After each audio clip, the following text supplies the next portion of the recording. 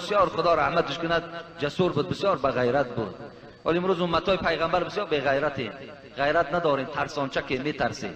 حبیب خدا اللهم انی اعوذ بک من الجبن میگفت، خدایا من از ترسانچگی و بی غیرتی به سوی تو پناه طلب میکنم. مرد باید به غیرت باشد، جسور باشد، ناترس باشد. اگر گوشی باشد که گوش باید بشنود این را، گفتی حضرت صوفی الله. افسوس این گوش ها و گوش های میشنیدگی نیست، دروغ هم باور کنید. نمی سخن الحال در بین ما و شما هم غیبتچی ها زیادن. نمی گوزی گوشی تو گوشش میکند، لیکن افسوس خونی تو ویران شدگی است.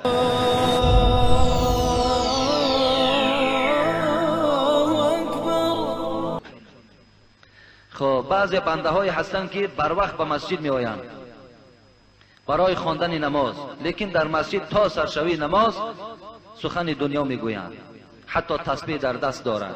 آیا این بنده ها از نماز چیزی پیدا می کنند یا نمی کنند؟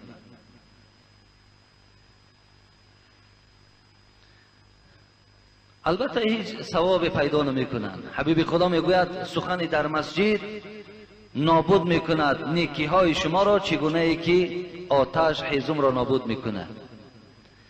و حبیب خدا در حدیث های مبارک مسجد می گوید که مسجد این برای ذکر خدا هست و قرائت قرآن است. مسجد جای پند و نصیحت است. از این خاطر وقتی که این نظام مسجد کسی که ویران کرد، اینم جنایت است و اینم در پیشگاه خدا جوابگری دارد.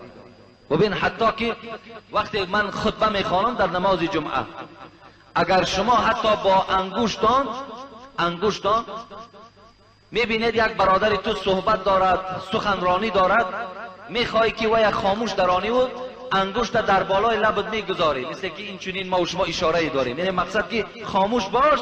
حبیب خدا گفت حتی برای تو اشاره کننده هم ثواب باقی نماند.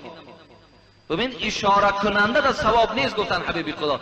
کجا وقتی که ما درباره شخصی که سخن دنیا در مسجد میگوید در اطراف او وقتی ما صحبت داشته باشیم؟ برای همین مسجد نظام دارد دادار عزیز، نظام مسجد را رعایت کنید تا که از ثوابهای مسجد برای شما چیزی برخوردار شوید. اون یکی از صحابه های پیغمبر ربیعه نامشم صاحب ابن یزید است، در ریاض الصالحین هم در باب مسجد میگذرد، حدیث بخاری است. میگوید باره میگوید حضرت عمر در منبر نشسته بود، دوره‌های خلافتش بود، و من میگوید بسیار همین تا پینک میبرد، خواب میبرد.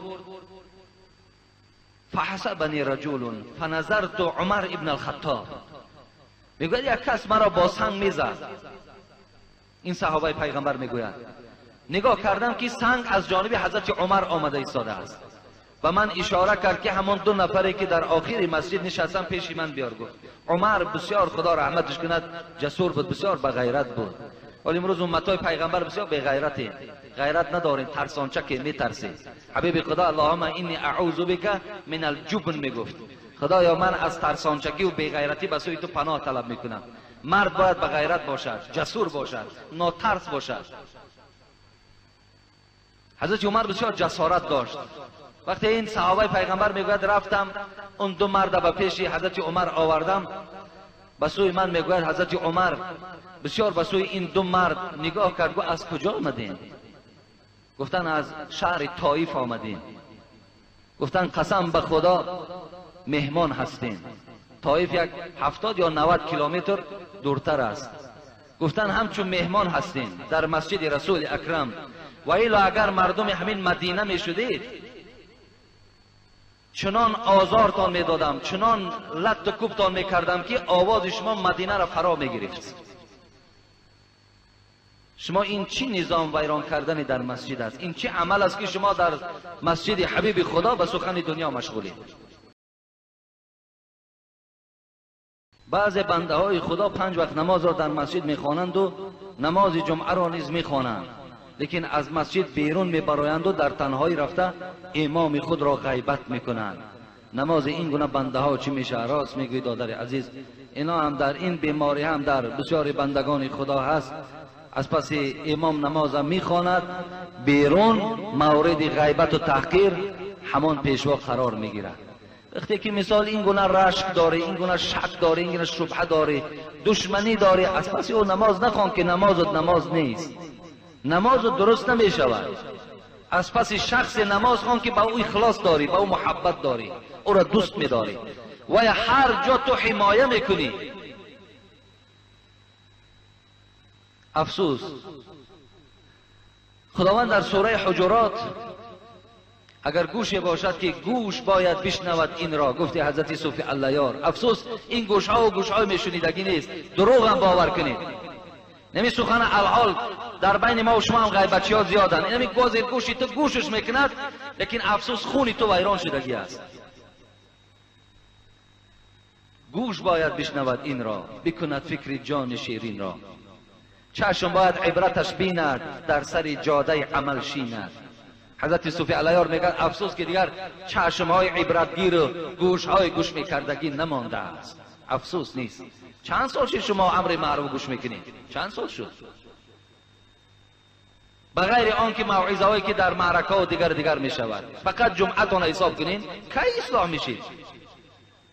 کی از آن چیزی که خدا در سوره حجرات ولا یغتب بعضکم بعضا ایحب احدکم ان یاکل لحم اخیه میتا فکرهتموه واتقوا الله ان الله تواب الرحیم. این الله سفارش دارد ولا یغتب بعضکم بعضا. ای بندگانی که امروز ایمانی به خدا دارید، یکدیگرتون غیبت نکنید، یکدیگر تا غیبت نکن. خدا میگوید آیا دوست می‌داری این که گوشت برادر مسلمان تا در حالی که وی جان ندارد، وی مردگی از گوشت وی خوری؟ فکرهتموه، نه تو نفرت داری، تو نمیخواهی. واتقوا الله، خدا میگه پس از خدا بترس، توبه به سوی خدا کو، خدا تو را میبخشد. الله سپارش دارد، غیبت نکن. غیبت کردن گوشت برادر مسلمان خوردن است. حبیب خدا را در یک حدیث خواندم، میگوید که بدترین خانه همون خانه است که گوشت زیاد میخورند. صحابه پرسیدن ای حبیب خدا، این گوشتخوری که ما داریم هر روز 2 کیلو و 3 کیلو میخوریم، خیلی گوشتخوری نبود؟ صحابه ترسیدن و شاید در ماهش یک بار یک تیکه گوشت میدیدند. گفتن حبیب خدا ما که در یک ماه یک بار میخوریم، آیا ما نیز بدترین خانواده هستیم؟ گفت مراد از گوشت حیوان نیست، بلکه آن خاندانی که پیوسته غیبت دارد، این بدترین خانه به سوی خدا هست. اونا گوشت برادر مسلمان میخورند. در هر خانه ای که غیبت زیاد شد، معنای این دارد که اون خانه چه هست؟ بدترین خانه به سوی پروردگار به حساب میاد. خدا رحمت کند.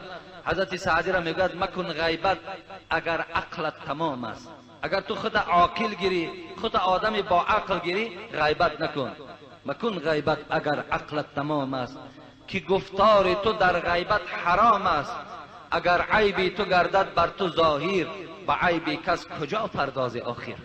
اگر تو یک بار برادر عزیز پیش از آنی که امام تو ملا امام غیبت میکنی، پیش از آنی که تو رفیق دا غیبت میکنی، پیش از آنی که تو کسی را نباشد غیبت میکنی، اول یک عملهای خود سنجیده بگیر، یک تاریخ حیات خود ورق بزن. تو خودت کی هستی؟ خودت چقدر کم بودی ها داری؟ از این خاطر غیبت حرام است برادر عزیز و گرامی. یکی از دوستای خدا حکایت میکند که در صحبت یار و رفیقای خود نشسته بودم. یار و رفیقان من بسیار غیبت کردن، من پیش راه اونها را نگرفتم. ولی پیش راه غیبت چی را هم اگر نگیره، ما نیز در غیبت شریک هستیم، ما نیز در گناه وی شریک هستیم. میگوید شب در خوابم یک مرد خیلی میگوید سیاه هیبت به سوی من امر کرد. پیش سینه‌اش میگوید پر از گوشت خوک بود. پیش من گذاشت و گفت این گوشت خوک را تناول کن. گفتم ای بنده خدا، آخر گوشت خوک است، من مسلمانم، گوشت خوک خدا برای مسلمان ها حرام گفته است. گوشت برادر مسلمان که از این هزارها مراتبه دیده حرامتر است و یا خوردید، این چی است؟ این خورید. گفتم مثلا روز شما اینقدر غیبت کردید، گوشت یک برادر مسلمان تان خوردید، پس گوشت خوب در برابر این گوشت برادر مسلمان در حرام بودن چند مرتبه پستر است. این دوست خدا میگوید والله که میگوید وقتی از خواب بیدار شدم همان تیکه گوشت خوب در دهانم بود. میگوید دوستاش حکایت میکند که 40 روز دهان این دوست خدا میگوید بوی گوشت خوب میکرد. ما پروا نداریم، غیبت میکنیم، نمیترسیم، حرام کرده خدا در نزدیک میشویم. امام حسین هم خدا رحمت کند، نبیره حبیب خدا، وقتی آمدن خبرش دادن که امام حسین در فلان خاندان تو را غیبت کردن، امام حسین میگوید من که آدم فقیر بودم، پیشی برو میگوید یک چند کیلو خرما را گرفتم و به خانه وی رفتم، در را تک تک کردم، گفتم وقتی برآمد مرا دید گفت ای دوست خدا، گفت یگان خدمت داری؟ گفتم شنیدم که امروز مرا غیبت کردی، از بس که مالی زیاد ندارم، قوتم به همین قدر خرما رسید، همین برای شما دادم در عوض همون حسنات هایی که خدا در من از جانب تو نویساند. مقصد چی قدری که یک آدم غیبت کردی همان مقدار حسنات تو را خدا میگیرد در نامه اعمال همون بیچاره که در غایب است، درک ندارد، در نامه اعمال او حسنات می نویسد و گناه های او را گرفته در نامه اعمال شما می نویسد. بس کنید برادرای عزیز و گرامی، غیبت نکنید، غیبت حرام است.